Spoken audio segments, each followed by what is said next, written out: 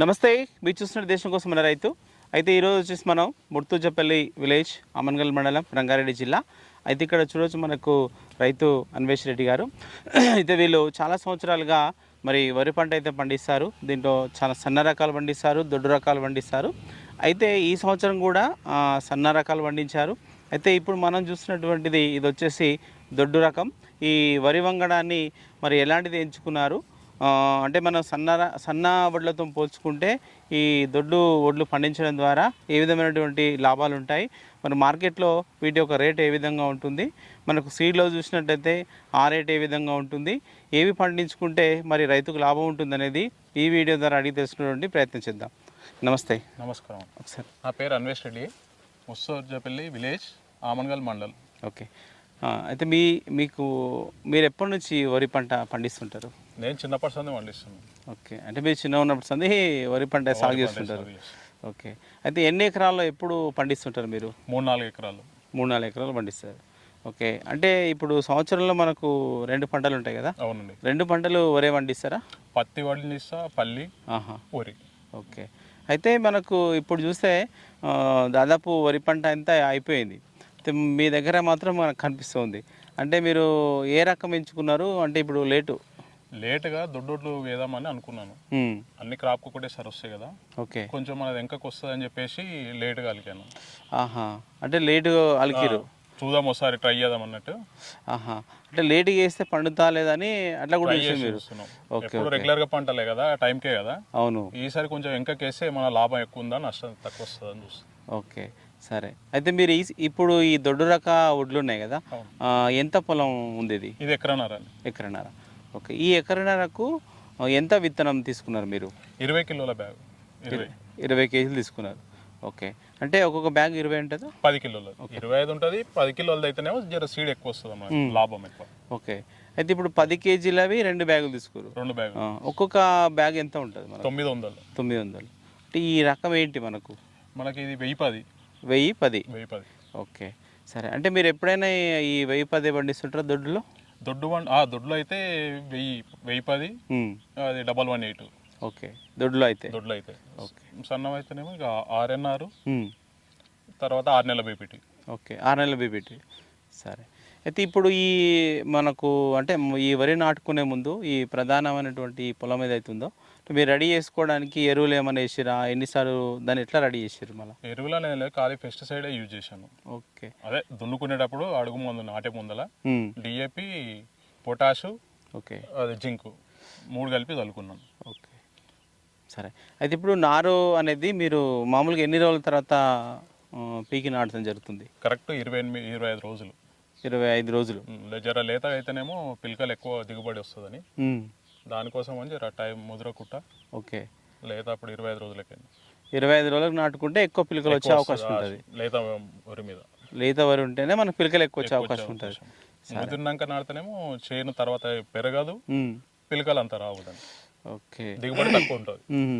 అంటే ఆ 25 రోజులైనా ఇంకా మధ్యలో అదే ఇక 30 నెలల లోపల. ఓకే, నెల రోజుల లోపల మనం పీకి నాటుకోవాలి. ఇక నెల పైన 5 రోజులు ఉంటుంది కానీ ఇక నెల లోపల నాటుకుంటే బెనిఫిట్ మనకు. ఓకే, సరే. అంటే ఇప్పుడు ఈ నాటుకోవడం అనేది అంటే మనకు మనుషుల ద్వారానేనా మరి ఎట్లా? విరజలేదు ఏం చేయను నేను, ఓన్లీ మనుషులను లేబర్ని పిలిచి నాటిపించేస్తాను. లేబర్ని పిలిచి కూలీలతోనే. ఓకే, ఈ ఒక ఎకరాన్ని నాటిపించుకోవడానికి మీకు ఎంత ఖర్చు ఉంటుంది లేబర్కు? నాకు ఎకరాకు వచ్చేసి 7,000 పడుతుంది. ఒక ఎకరాకు 7,000 పడుతుంది. మొత్తం 14,000 అయింది. 14,000. ఓకే, సరే. అయితే ఇప్పుడు ఈ దొడ్డు రకం ఎంచుకున్నారు కదా, ఇది మనకు అగ్గి తెగులు కానీ ఇట్లా పండాకు తెగులు కానీ అంటే వీటికి ఏమైనా వస్తుంటాయా? వస్తే మళ్ళీ వస్తాయి. తెగులు అయితే కామన్, అదంతా దోమ తగిలి దానివల్ల జర వంగిపోవడం, తేమ ఉండి కాయ మొత్తం దిగుబడి రాకపోవడం మనకు, అవన్నీ ఉంటాయి. ఓకే, అంటే ఇప్పుడు ఒకవేళ తెగులు వచ్చినాయి అనుకో మళ్ళీ మీరు ఏం స్ప్రే చేస్తారు?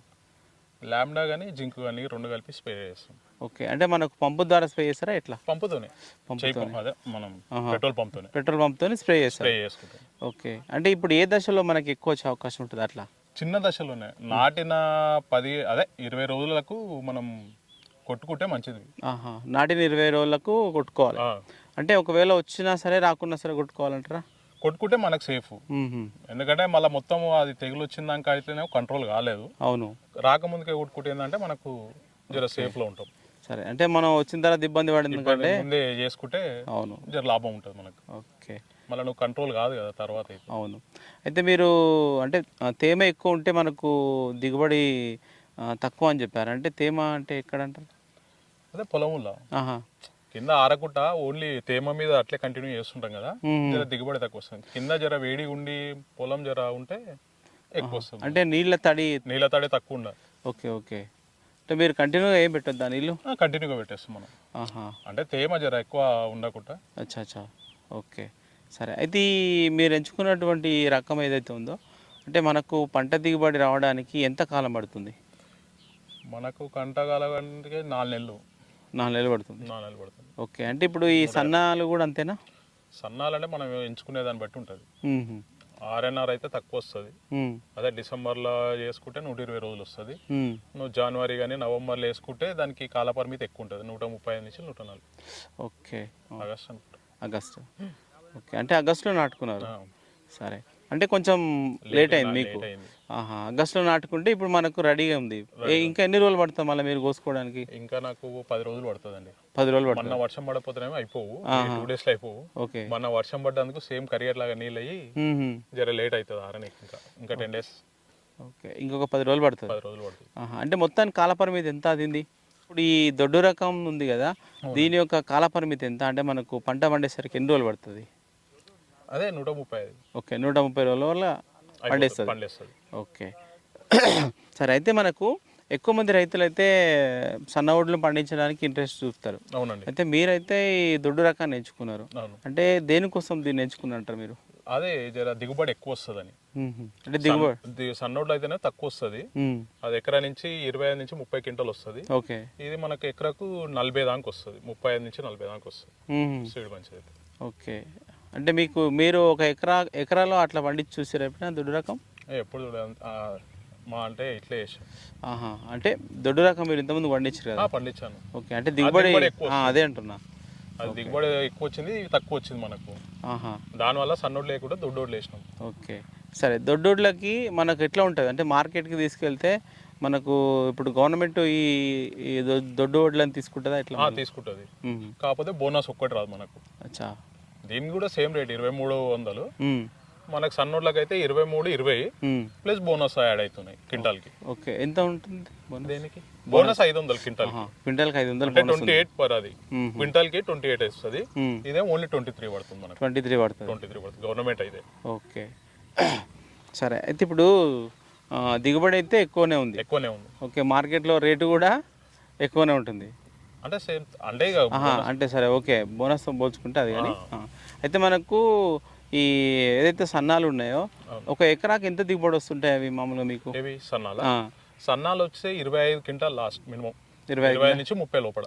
ఓకే, ఇదైతే 40 వరకు 40 దాకా వస్తుంది. 40 దాకా క్రాస్ అవుతుంది. కాబట్టి మీకు రేట్ అక్కడ మనకు 500 బోనస్ రాకపోయినా మనకి ఇవి. ఓకే, ఇవి దిగుబడి ఎక్కువ వస్తాయి కదా, అదే దిగుబడి తక్కువ వస్తుంది మనకు. దాంట్లో కవర్ చేసుకోవచ్చు. ఓకే. అయితే మీరు ఇప్పుడు ఒక ఎకరన్నర వేసుకున్నారు కదా, అంటే దీనికి మొత్తం దిగుబడి మీరు ఎంత ఎక్స్పెక్ట్ చేస్తున్నారు? ఎకరన్నా అంటే ఇంచుమించు 40 దాకా, 45. ఓకే, 45 క్వింటాల్స్ వరకు రావచ్చు. అంటే జర లేట్గా నాటినా కదా. అవును, కొంచెం 45-50. సరే, ఈ అన్వేష్ రెడ్డి గారు అయితే మనం చెప్పినట్టుగా వాళ్ళు సన్న రకాలు పండిస్తారు, అదేవిధంగా దొడ్డు వడ్లను కూడా పండిస్తుంటారు. అయితే వీళ్ళు చెప్పేది ఏంటంటే మనకు సన్నాల్లో చూసినట్లయితే దిగుబడి తక్కువగా ఉంటుంది, దొడ్లో చూసినట్లయితే దిగుబడి ఎక్కువగా ఉంటుంది.